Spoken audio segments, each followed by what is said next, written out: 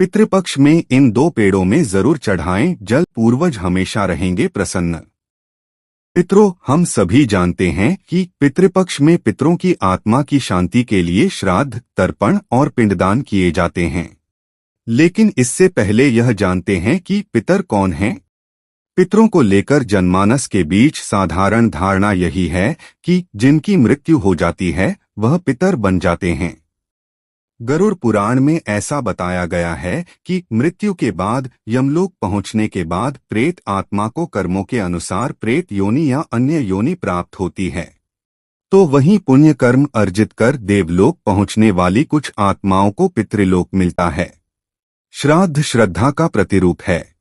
जिसके मन में अपने पितरों के प्रति श्रद्धा नहीं, वह श्राद्ध करने का अधिकारी नहीं हो सकता। श्राद्ध कर्म पितृ ऋण चुकाने की क्रिया है।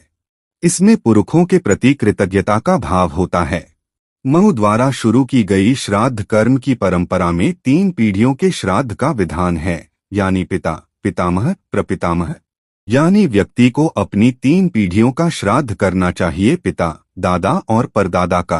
3 पीढ़ियों के 3 देवता क्रमश वसु, रुद्र, आदित्य माने गए हैं।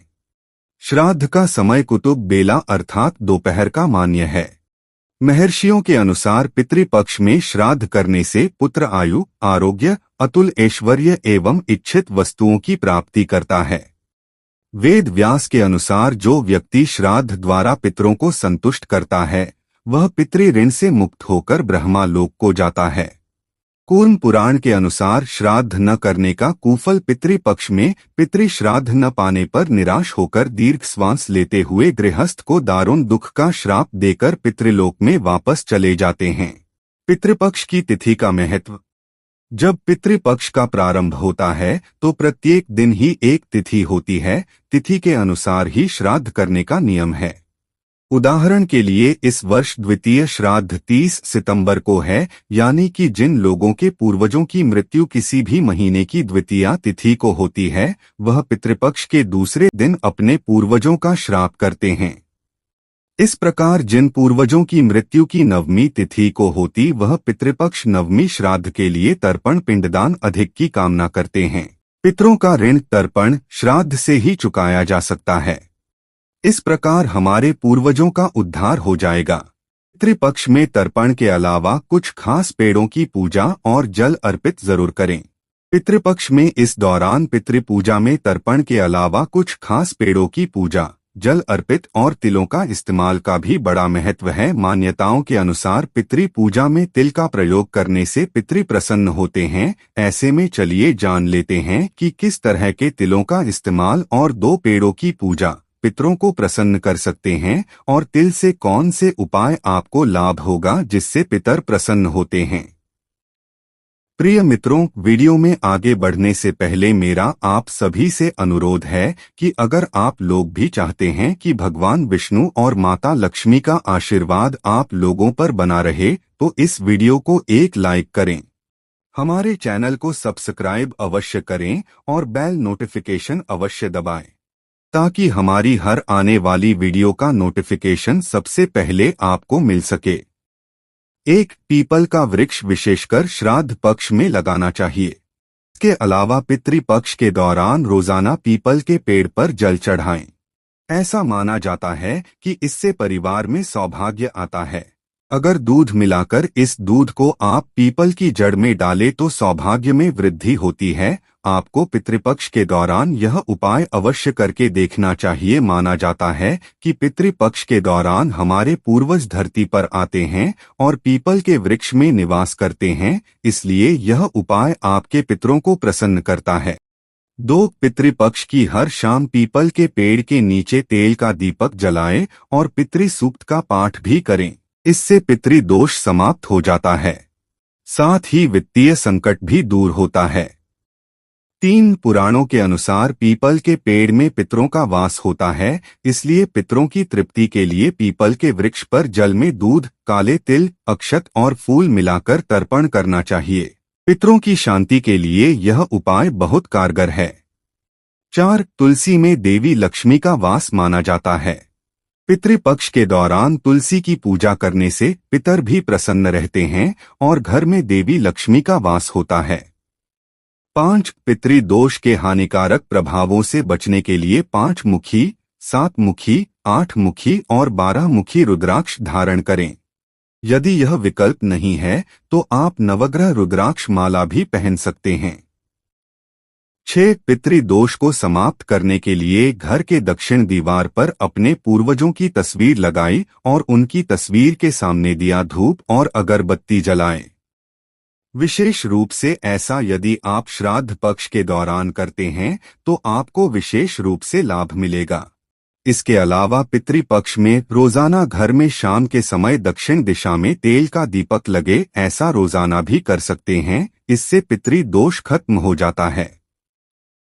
7 पितृदोष को समाप्त करने के लिए पितृपक्ष में भगवान शिव की रोजाना पूजा करें। पितृपक्ष में शिवलिंग पर जल मिश्रित दुग्ध अर्पित करना चाहिए। 8 पितृपक्ष के दौरान शाम के समय जल रखने वाले स्थान पर पितरों के नाम का दीपक जलाएं। ऐसा कहा जाता है कि इससे घर में सुख शांति बनी रहती है। 9 पितृपक्ष में श्रीमद् भागवत गीता के 7वें अध्याय का पाठ करने से भी पितृदोष खत्म होता है। पितृपक्ष में अष्टमुखी रुद्राक्ष धारण करना चाहिए। पितृपक्ष में घर में 16 या 21 मोर के पंख रखने चाहिए।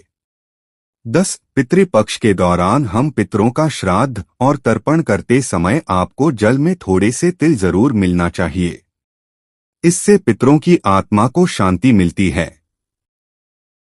11 रोजाना घर के ईशान कोण, उत्तर और पूर्व के बीच की दिशा में गाय के घी का दीपक जलाने से मां लक्ष्मी आप पर कृपा बरसाएंगी। इसके साथ ही घर में कभी आर्थिक समस्याएं नहीं होती हैं। साथ ही पितर भी प्रसन्न होते हैं। 12 पितृपक्ष में ब्राह्मणों को भोज कराने का बहुत महत्व होता है। इस दौरान ब्राह्मणों का सम्मान पूर्वक घर में आमंत्रित करें और भोजन के साथ दक्षिण भी जरूर दें। ब्राह्मणों को भोजन करने और दान करने से पितरों की आत्मा को शांति मिलती है। पितृपक्ष के दौरान अपने द्वार पर पितरों के लिए दीपक जरूर जलाएं। पितरों के लिए दीपक दक्षिण दिशा में जलाना चाहिए।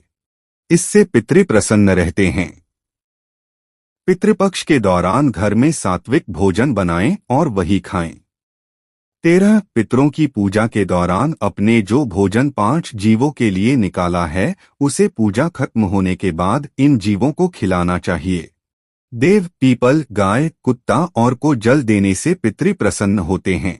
इसके साथ मछलियों और चींटियों को भी अन्न देना चाहिए। 14 अगर आपके जीवन में बार बार अड़चन आ रही है तो पितृपक्ष में आने वाले शनिवार के दिन आपको पवित्र नदियों में तिल प्रवाहित करने चाहिए। ऐसा करने से आपके पितृ भी प्रसन्न होते हैं और शनिदेव की भी आपको कृपा मिलती है। यह उपाय आपके जीवन में आने वाली सभी अड़चनों को दूर कर सकता है।